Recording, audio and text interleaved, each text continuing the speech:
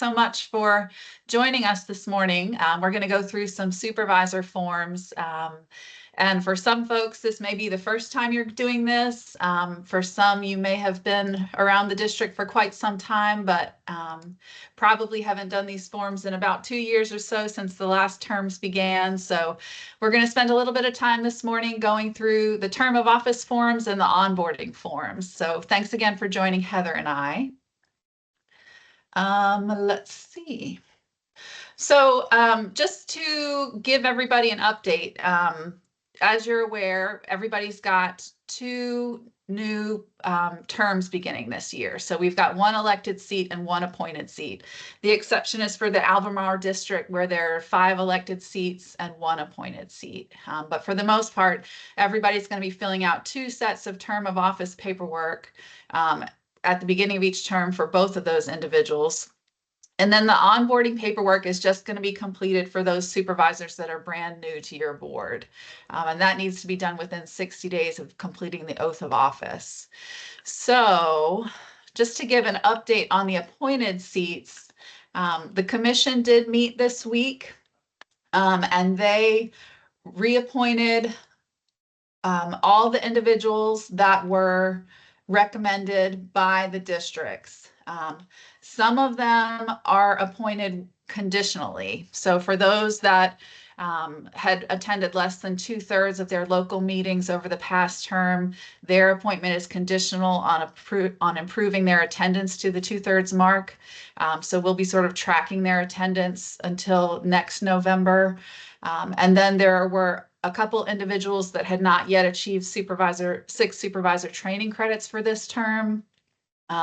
So those individuals did get reappointed conditional on achieving those supervisor training credits by the first Monday in December. So that's not a lot of time. There's only a couple in that category. But if you go to the commission's website and go see the handouts, you can see the list of individuals that were appointed and reappointed, and we'll be sending a message to the listserv letting folks know sort of the information that I just explained.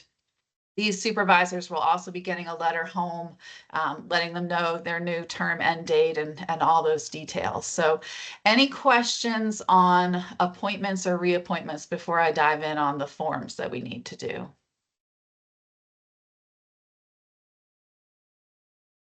All right.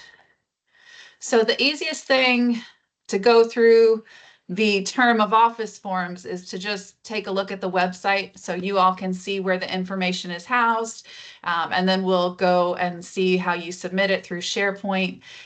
But the term of office paperwork, if you go to the division's website and go to 4 soil and water conservation districts, and then scroll down to forms,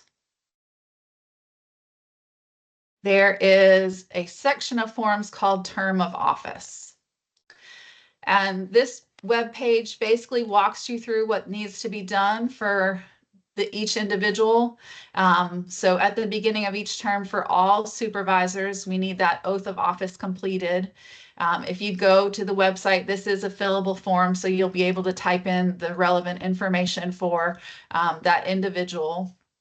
And then it needs to be signed and notarized, or it could be delivered by, administered by an individual that's listed in the statute. So most likely a notary will be administering these, but we do have other options based on the statute. So all of that is listed on the page.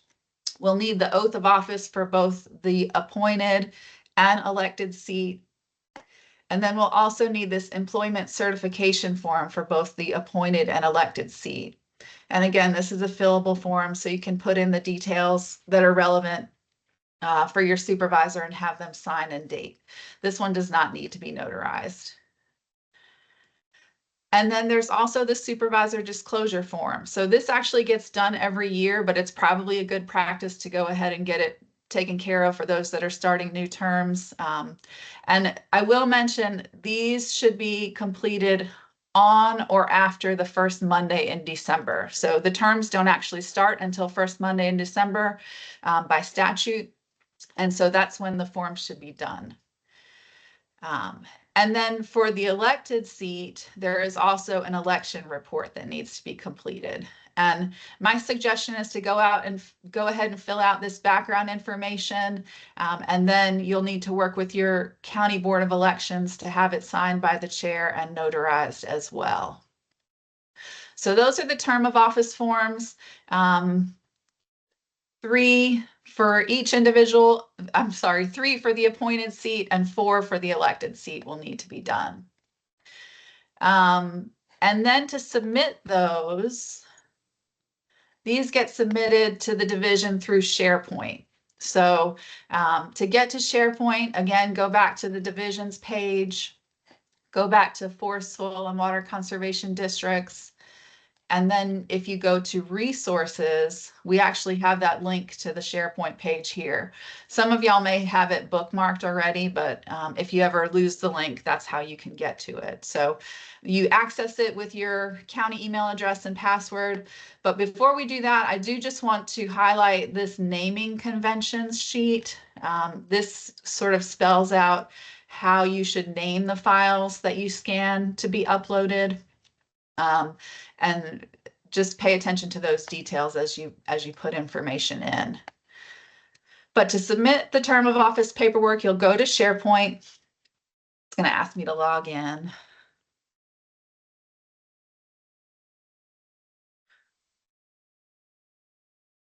And my internet is out today, so I don't know. I'm working off my hotspot. I might have to do something a little bit different here.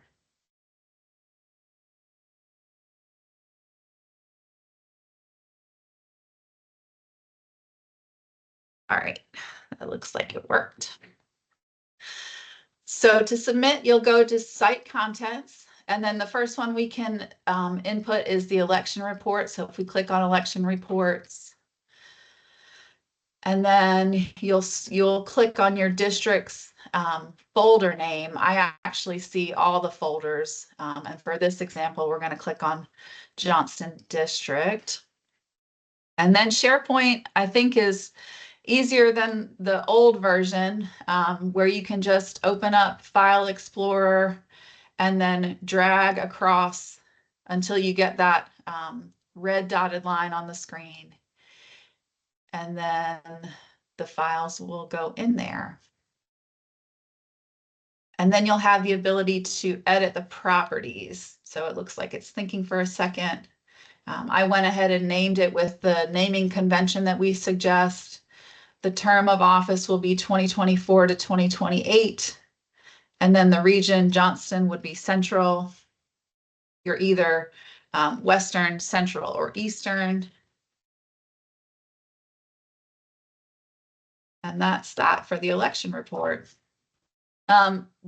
Just a reminder, every time I do a SharePoint training, I always remind folks, this should not be your document retention system. We do clear it out every so often. So definitely keep the hard copy version in your files in your district office according to your document retention schedules. This is basically the way that you submit things to the division, but it should not be the only place that you have the file saved. And especially keep that in mind for minutes, because minutes are something that needs to be kept in perpetuity. I'm going to delete this example out of Johnston's folder. So if you want to do that, you just click those 3 little dots next to the file name and click delete.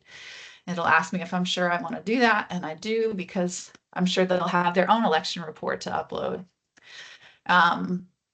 The other thing that we filled out, or we need to fill out, are the term of office paperwork. So again, just click on that under site contents. We'll go to Johnston again. And then I'll pull back up my example, drag it over.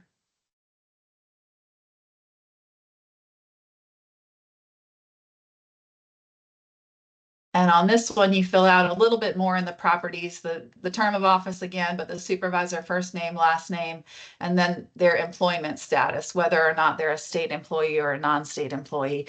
Of course, that does affect their travel reimbursement. So that's why we collect that information for folks. And then let me take this out of Johnston's folder again.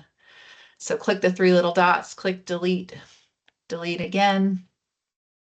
And then the last one that we had as an example is the supervisor disclosure form. So you click on that folder. And then my example, if you have them fill this out in December, I would go ahead and give it the 2025 year. I think that's totally reasonable. That way you aren't expected to do it again before the next year. So yeah, again, just sort of drag things over till you get the highlighted field.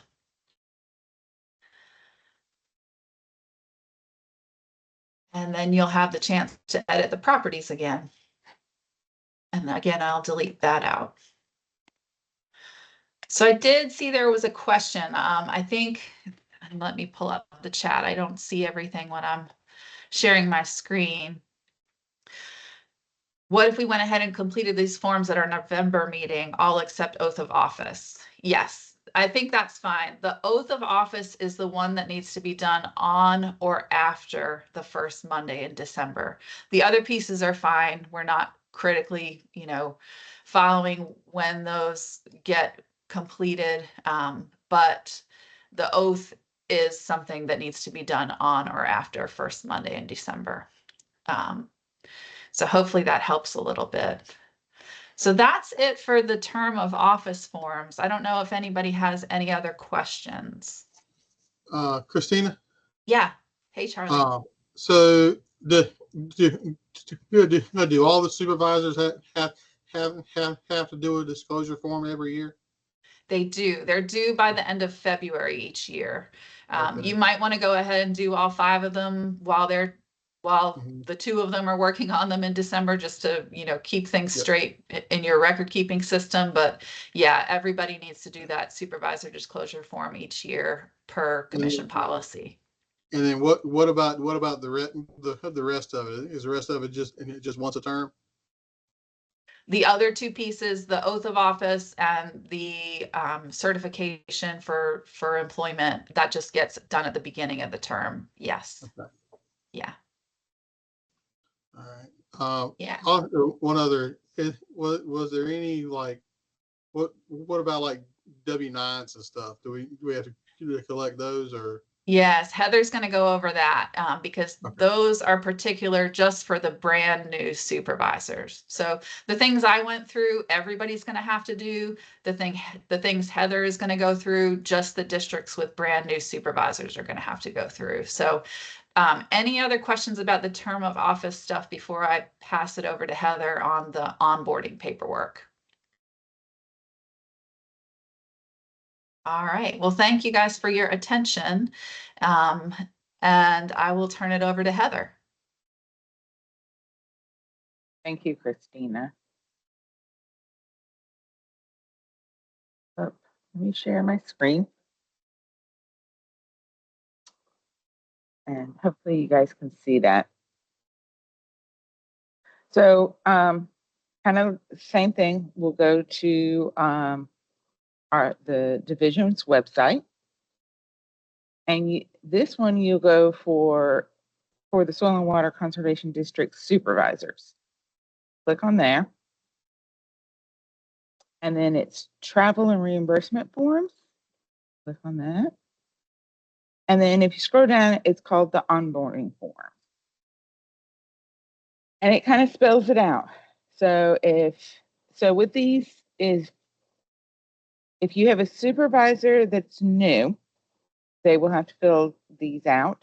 If you have a supervisor that left the board and then is coming back, so like they took a term off or something like that, they're going to have to refill out these too. So if they wish to receive payment, they will fill out 1, 2, 3, 4, 5, 6, and 7. So basically every single one of these. Something that's a little different is number 7 is the supervisor travel direct deposits. These have to go to the Office of State Controller. They do not come to us. All of these forms, we will need the originals, wet signature, and they have to be mailed in. Can't upload them. You can't email them to me. You have to do this. If a supervisor wishes to waive, it's 1, 2, 3, and 7 if they want direct deposit. They don't have to do a direct deposit. They used to, but now they do not. That's kind of up to them. But if they waive, they do still have to fill out 1, 2, and 3. A supervisor that's the employee, it's 1, 2, and 7 if they choose to have direct deposit again. So the 1 is your I-9, and I'm going to click on the example. This is, supervisor name. Anything that's in red up through here is where you're going to fill it out, or they're going to fill it out. Excuse me. They're going to sign it, date it. If they use a passport, which they are more than welcome to, we still need a copy of the Social Security card. If they choose to do the driver's license, Social Security, it needs to show up like this. You do not have to do all 3. If they choose to use their passport, that's the only place they need to do.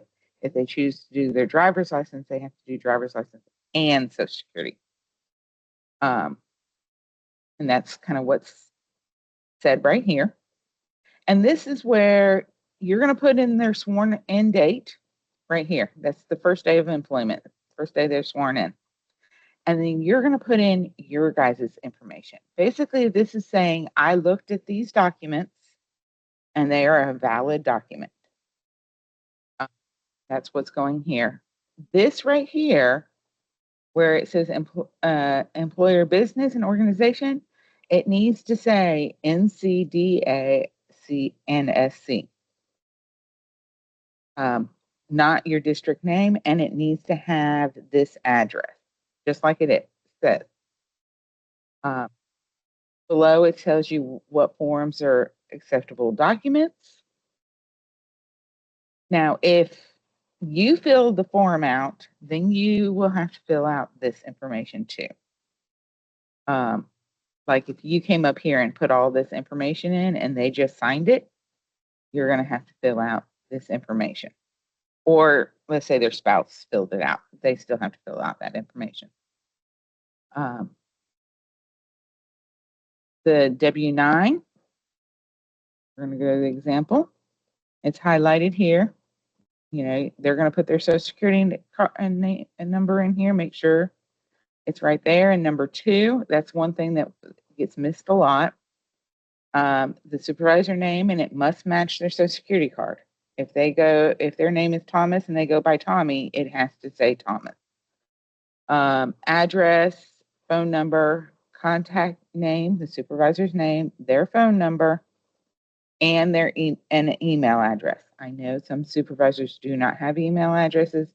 If they can use the spouses or relatives, that's good. If they don't have that option, you can put in yours as long as you're willing to pass that information on if you ever get an email, which most of the time they don't. They're a sole proprietor, they're an other, and they're a board member. You're going to write that board member in underneath it. Make sure they sign and date and print their name. As long as you use these examples, you should be able to get most of them, correct. This is where they declare, I do not wish to receive stipends for my service. I wish to receive this. These need to be checked individually. So, some people don't want to receive mileage, but they want to get everything else. They can click, I do not wish. And then they need to print their name and then sign, and whatever your district is in that area. And if they wish to so pretty much whether they want to receive payment or they don't want to receive payment, they have to fill out these top 3. If they are a state employee, they have to fill out the top 2. If they wish to receive payment, so they wish to receive their, the payments on the timesheet or travel reimbursement, they need to fill out a W-4, an NC-4, and then need to have a copy of their Social Security card. We're going to need it for that too. If they need a copy, they can get it from Social Security Administration. I think you can actually request it online now. You don't even have to go down. So here's the W-4. So basically anything in yellow, the example. If they want to claim dependents and so on and so forth, this is a tax form that you can't tell them how to fill it out other than you need their name, their signature, and if they, want to go further or if they have any questions, they need to talk to a tax expert. I can't tell you how for them to fill it out, and you can't tell them. Here, total number of claims. This is one thing that gets missed a lot. Make sure there's either a 0, a 1, a 7, whatever they want to claim. And if they want more withheld, they can put that in here and then fill this out. They can do and check which their filing status is. And that's pretty much it. Like I said, all these have to be original forms. I would suggest, yes, they have to be originals. You probably need to make a copy and keep it just in case it gets lost or something like that. But we do need original forms with wet signatures. So that's pretty much it for this, and it does have to be turned in within 60 days of oath of office if they want to get. And then if it's not received, I'm assuming they're probably going to come to your December meeting or January meeting. They can be all handwritten as long as it's legible. It will get returned if HR can't tell if it's a 2 or a 5. So as long as it's legible, it does not have to be typed. If they are going to the annual meeting, try to have it in by then so we can process it and then get their reimbursements back quickly, even though it's less than the 60 days. Any other questions?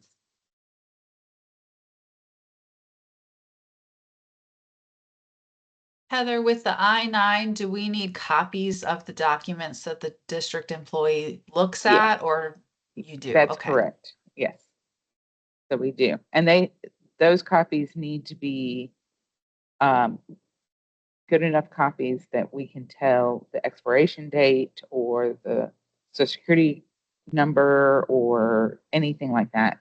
Sometimes, they'll be dark. You may have to lighten them up and stuff like that. But don't email those things. They do need to be mailed.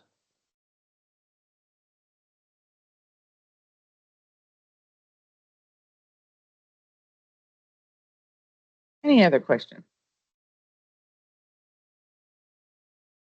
So what documents do we need again off the I-9? We need what? One from list A and one from list B or C, or? So if they choose to use one of the ones from list A, that's the only one they need. If they choose to do list B, they have to have B and C. Okay. So the question is this only for new supervisors? Yes, it is for only new supervisors, unless they have not filled out this paperwork, then you need to go ahead and have them fill it out. Or they have been on the board, went off the board, and it's coming back. They're going to have to redo this paperwork.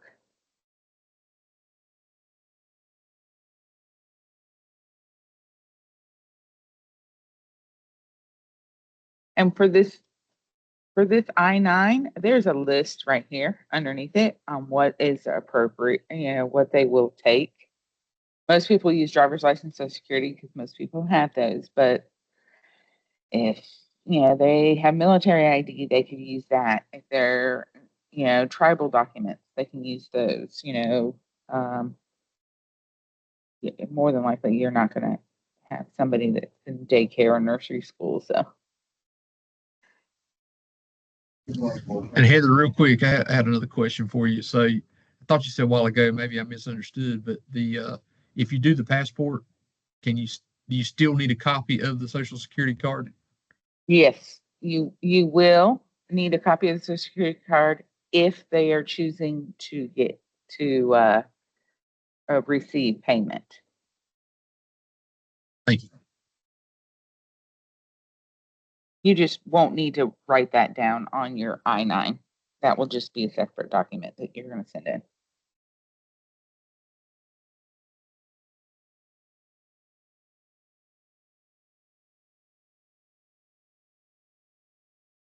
So if a supervisor has been reelected with conditional services, we do not need to complete new forms, correct? And you do not need to do new onboarding forms, but Christina, they would still need to do certain forms, correct? Right. You'll still do the forms for reelection, the ones that I went through, the oath of office, the certification for state employee or non-state employee, the election report, and then the supervisor disclosure form.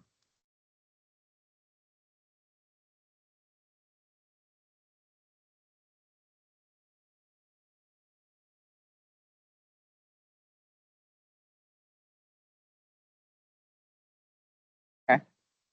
And if you guys need some help, feel free to contact me. And we can walk through it. We can always do a quick Teams meeting, walk through it if we need to do that. So real quick, can we send all this in as one package, or do we need to send some of it to a different location? So all the onboarding forms can be sent in to me at the division. Okay. And it would be preferably you'd put them all together because it's less for me to have to keep up with. Can we put all the onboarding forms and the term of office stuff all in one envelope and just send it in? No, the term of office stuff goes through SharePoint. You do not need to send paper copies of that stuff to Raleigh. So keep that in your office on file, but definitely submit it through SharePoint. That's required through your master agreement. Okay. Gotcha. Thank you.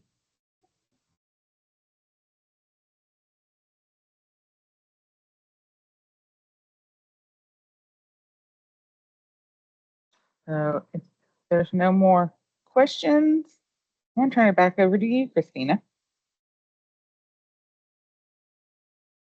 All right, everybody. Well, I think that's it. We are all through with our information, and we appreciate the questions and your participation this morning. And I will go ahead and wrap us up. I hope you all have a great Friday and enjoy the weekend.